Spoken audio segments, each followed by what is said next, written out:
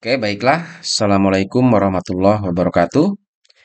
Iya, kembali kita lanjutkan untuk proses pembuatan laporan keuangan dari UD Mawarkul ya, di mana pada pertemuan sebelumnya kita sudah sampai pada tahapan penyusunan laporan raca lajur. Nah, pada pertemuan kali ini saya akan bahas bagaimana cara menyusun laporan laba rugi, kemudian menyusun laporan perubahan modal atau perubahan ekuitas, dan yang terakhir bagaimana cara menyusun laporan raca.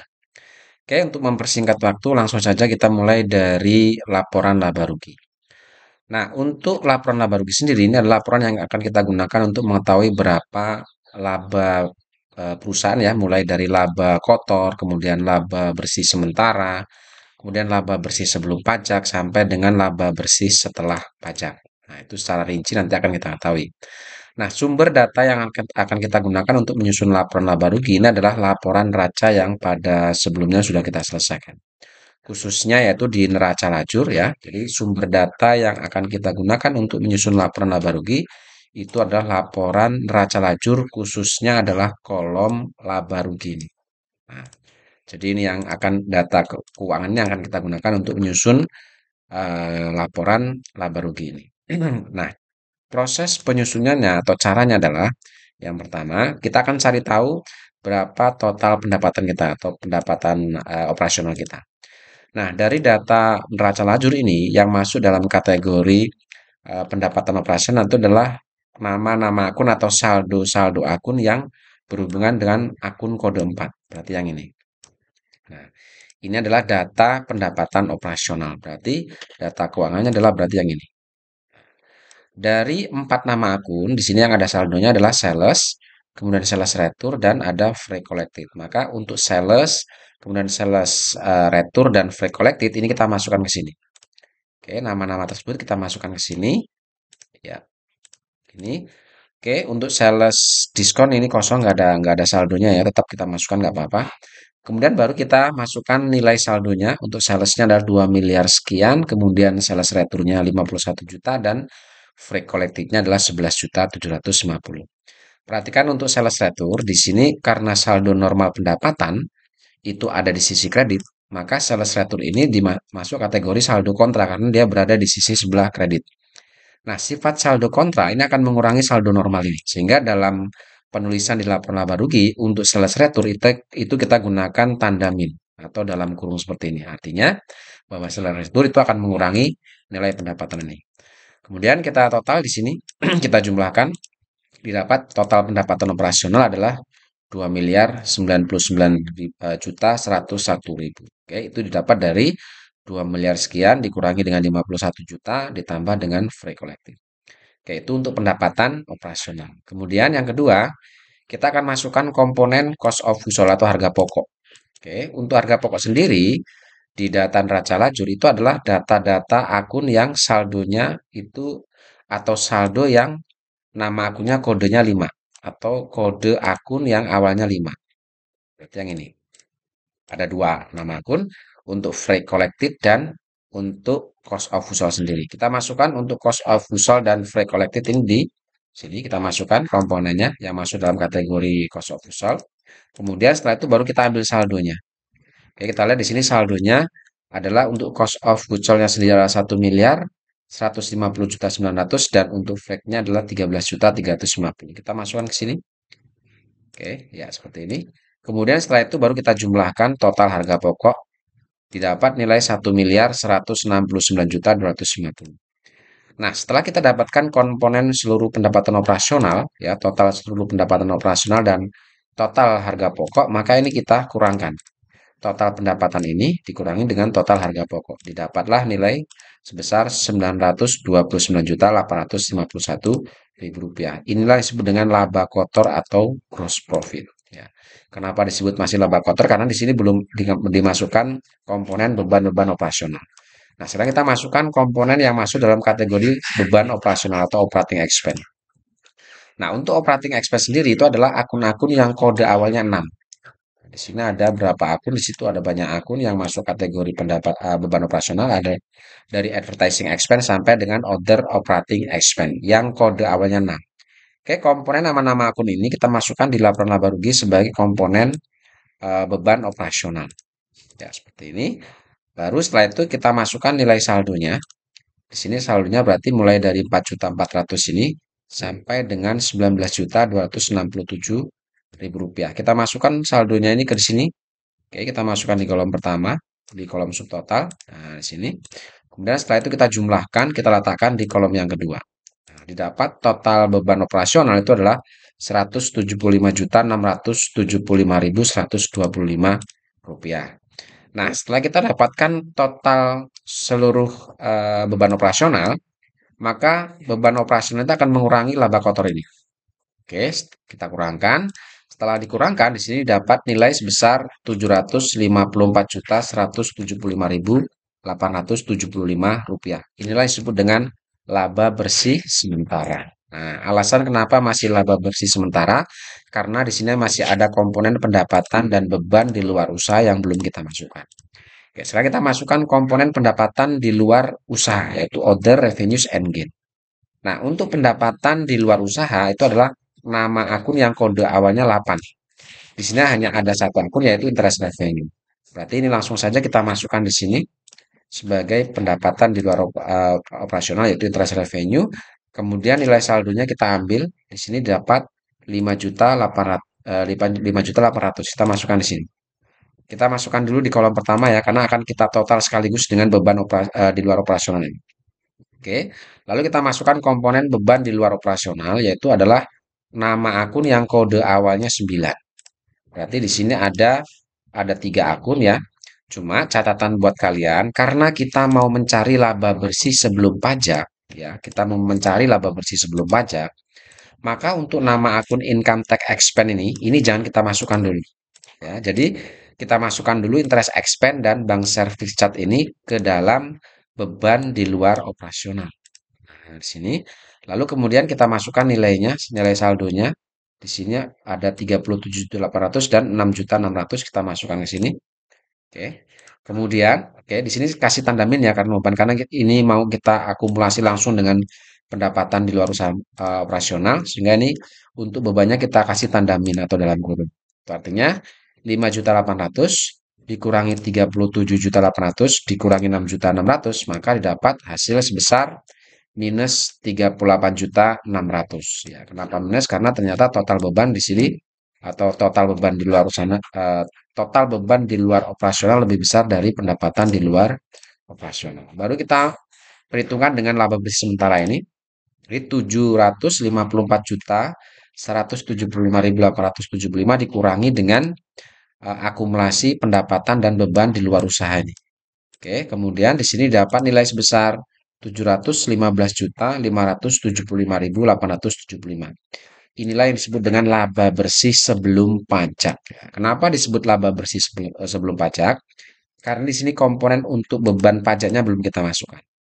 Nah, untuk mendapatkan laba bersih setelah pajak, baru kita masukkan komponen income tax expense ini atau akun beban pajaknya. Oke, di sini kita masukkan sebagai income tax expense. Maka kita langsung masukkan ke kolom yang terakhir di sini. Ya, totalnya adalah 7.840.500 ya. Karena ini adalah beban pajak, otomatis akan mengurangi laba bersih sebelum pajak ini. Oke, sekarang kita kurangkan, maka didapatlah nilai sebesar 707.735.375 rupiah. Inilah yang disebut laba bersih setelah pajak. Nah, nilai laba bersih setelah pajak ini terkonfirmasi sama dengan laba yang didapat di neraca lajur ini, yaitu laba atau rugi usaha ini. Ya, artinya kalau sudah sama laba yang didapat di neraca lajur dengan yang di laporan laba rugi ini, nah, maka bisa disimpulkan laporan laba rugi yang kita susun itu sudah benar. Oke, itu cara menyusun laporan laba rugi. Lanjut kita masuk ke laporan perubahan ekuitas. Laporan perubahan ekuitas ini disusun gunanya adalah untuk mengetahui adanya perubahan atas modal usaha perusahaan. Ya, jadi makanya di sini komponennya adalah yang pertama untuk menyusun laporan perubahan ekuitas, silakan kalian masukkan dulu modal awalnya, di mana modal awal ini bisa kalian ambil dari saldo modal awal yang ada di trial balance 30 November. Oke, di sini diketahui bahwa modal awalnya Deva Capital itu adalah 922.650. Nah, ini kita masukkan di laporan perubahan modal sebagai modal awal usahanya. Oke, lalu kemudian jika ada pengambilan pribadi atau drawing di sini, itu bisa kalian masukkan ke sini untuk mengurangi nilai modal ini. Nah, untuk berapa nilai prefernya, kalian bisa lihat di worksheet juga bisa, atau di trial balance 30 November juga bisa. Ya, di sini untuk pengambilan pribadi atau drawing itu adalah 25.400. Oke, 25.400, maka ini bisa kalian masukkan ke sini. Oke, sebagai pengurang untuk modal awal. Setelah itu, setelah kita masukkan pengambilan pribadi atau drawing ini dikurangkan, maka didapat nilai sebesar Rp897.250.000 atau Rp250.000. Nah, setelah kita dapatkan modal awal bersihnya, maka kita masukkan komponen selanjutnya adalah laba atau rugi usaha. Nah, ini khusus yang laba ini atau rugi usaha, kalian ambil dari laporan perubahan modal yang baru saja kita selesaikan. Di sini laba bersihnya kita dapat adalah Rp707.735.375. Kita masukkan ke sini sebagai laba atau rugi usahanya. Oke, itu baru modal awal ini, modal bersih awal ini ditambah dengan laba bersih kita, maka didapatlah nilai sebesar 1.604.985.375 rupiah. Inilah yang disebut modal akhir dari Deva Capital, yaitu modal akhir tanggal 31 Desember 2024. Oke, itu proses penyusunan perubahan modal atau ekuitas. Cukup simpel dan mudah. Sekarang kita masuk ke laporan neraca.